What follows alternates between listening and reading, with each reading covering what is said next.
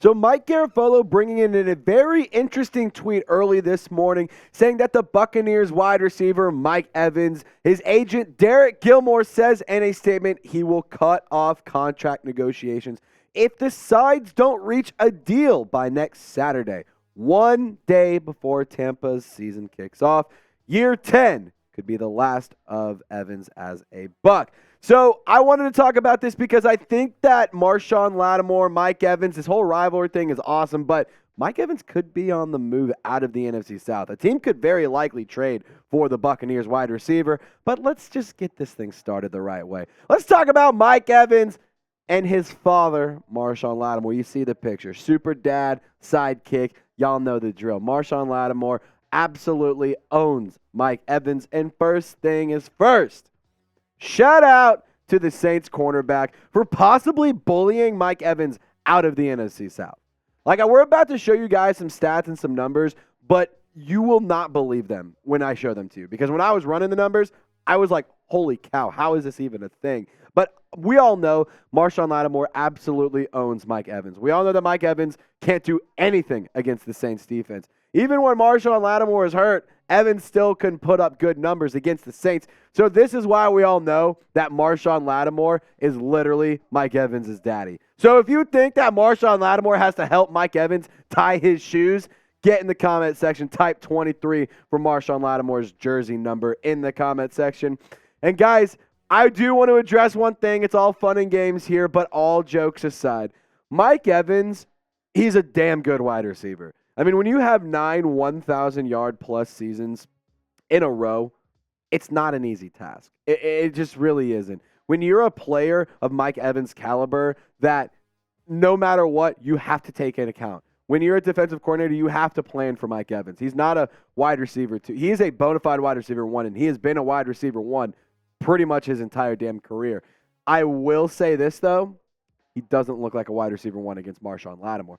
The numbers from game to game, they've had 10 total matchups. So Mike Evans, you can see the numbers. He's had games with 1 reception, 6 yards, 1 for 6, 13 yards, no touchdowns. He's also had games where he went 7 for 7, 147 yards, 1 touchdown. But what about that 5 for 13, 55 yards? What about that 1 for 4, 2 yards, touchdown in 2020? What about in 2021 when he had 1 catch for 14 yards? I mean, that is just absolute dominance. What about in 2019? 0 catches on 3 targets. So just to put all of these numbers you're seeing on screen into one graphic so you can see it all. Here are the career numbers. 28 receptions on 54 targets. Less than 500 freaking yards. 3 touchdowns and 49 yards per game. When you take a look at those numbers, it's unbelievable. It is hard to fathom that Mike Evans and Marshon Lattimore have had more fights than Mike Evans has had touchdowns against Marshon Lattimore. And at the end of the day, I'm going to keep it real with y'all. I don't want to see this rivalry die. Rivalries are some of the best things in sports, in my opinion. When you have a very heated rivalry, whether it's team to team, city to city, player to player, doesn't freaking matter. Rivalries make sports great. And when you have 2 absolute great football players, great legends, and incredible, unique, one-of-a-kind talents going at it in the same division twice a year, that's hard to recreate. That is a very fun thing for every fan of football. It doesn't matter if you're a Saints or a Buccaneers fan. If you're a fan of football, that is something that should intrigue you and entice you.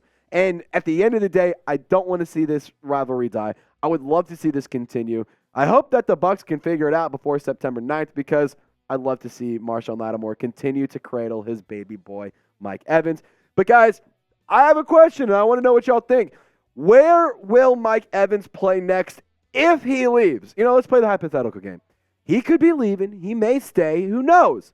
But where will he play next if he does leave? The Giants are an intriguing option. I think that actually makes a lot of sense for New York to go and make a trade for Mike Evans. But I want to hear from you, Saints fans. Let me know. All right. We are starting our September sub-battle against Falcons today. Nick Roloff and those frauds over in Atlanta. So the thing is, We whooped their ass yesterday. Whenever I asked you guys to subscribe, y'all came through for me. So I'm going to do that again. I'm asking you to subscribe. Let's shut these dirty birds' mouths up. Let's beat them in the sub battle. Let's beat them on the field. Let's beat them every single time we play them. Let's beat them in every category. I mean, at the end of the day, we all hate the Falcons. I can't stand that scumbag team. So subscribe today if you're anything like me. Turn on your notifications, and let's beat those frauds on and off the field. All right, so let's talk about Tre'Quan Smith. There's some injury updates, some injury news to discuss. So the wide receiver, number 10, he is undergoing groin surgery, and he is likely to miss game 1 versus the Tennessee Titans, which is a little bit of an issue for me because you have 6 guys on the depth chart. Tre'Quan Smith, I'm going to keep it real. It's nothing against the guy. I don't dislike him as a player. I don't dislike him as a guy, but he just hasn't quite been what the Saints needed. Sure, he's a good run blocker. He can block well, but, he just hasn't been enough. So him missing against the Titans could be some bad news. But also, did you know this? This would be the 3rd consecutive time that in week 1, Tre'Quan Smith missed due to injury. In 2021, he had a hamstring issue. In 2022, he had a shoulder problem, and now he has the groin problem. He's getting surgery for it, so he could miss week 1 once again.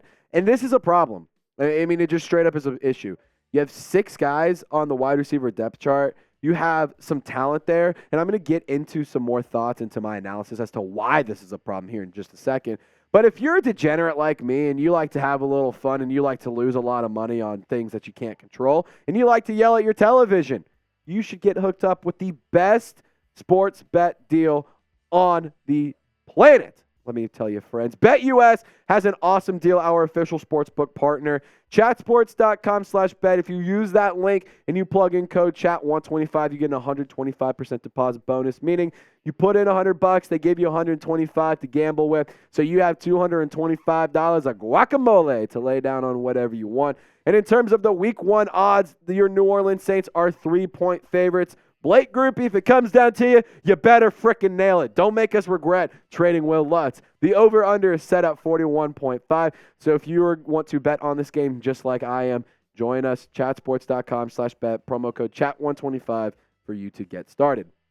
So why Tre'Quan Smith missing could be a problem? You only have 5 guys if Tre'Quan Smith is out. You got Olave, Michael Thomas, Rashid Shaheed, A.T. Perry, Keith Kirkwood. Now, you got some juice in other positions, but I want healthy wide receivers. So if I'm Dennis Allen, this is exactly the plan I would follow. I'd place Tre'Quan Smith on injured reserve. If you place him on the IR, he can come back he has to at least miss through week 4. So you could have him back week 5, week 6, week 7. However long this injury takes to recover from, you can have him on injured reserve. Elevate another player, whether it's a guy like Shaq Davis, whether it's a Nico Lalos, whether it's an Ellis Merriweather. Doesn't matter. Doesn't matter what position it is. You can elevate a position of need on game day. And I would elevate Shaq Davis, the wide receiver out of South Carolina State. He was a stud in college. We saw him in the preseason. He looked freaking great. 7 receptions, 101 yards, no touchdowns, but averaged 14.5 yards per catch, damn near it. Davis is a very tall guy. He's a very big body, can make a lot of contested catches. We saw him climb the ladder, go get a very high pass from Jake Haener. And I just think that Davis can offer a lot more to the offense than Tre'Quan Smith right now, considering Smith can't even play. And my take on it as a whole, even if you don't make this move, even if you don't place Tre'Quan Smith on the injured reserve, you still have a lot of weapons. Let's just go down the list. I've shown you the 10 people that I've mentioned before, but we all know there's like 15 plus. But let's just go down the list together, Saints fans. Michael Thomas, Rashid Shaheed, Chris Olave, A.T. Perry. You got Keith Kirkwood. You got Juwan Johnson, Foster Moreau, Taysom Hill, Jimmy Graham, Alvin Kamara, Jamal Williams, Kendre Miller. I mean, come on. You got plenty of weapons. So I still have confidence in this team to get the job done. I still have confidence in the offense to get the job done.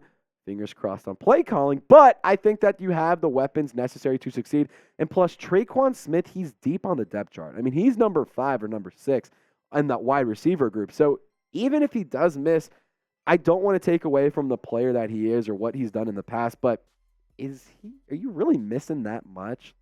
Honestly, are you really missing that much? I mean, in 2022, 19 receptions, 278 yards, 1 touchdown, 14.6 yards per catch. Well, here's the thing.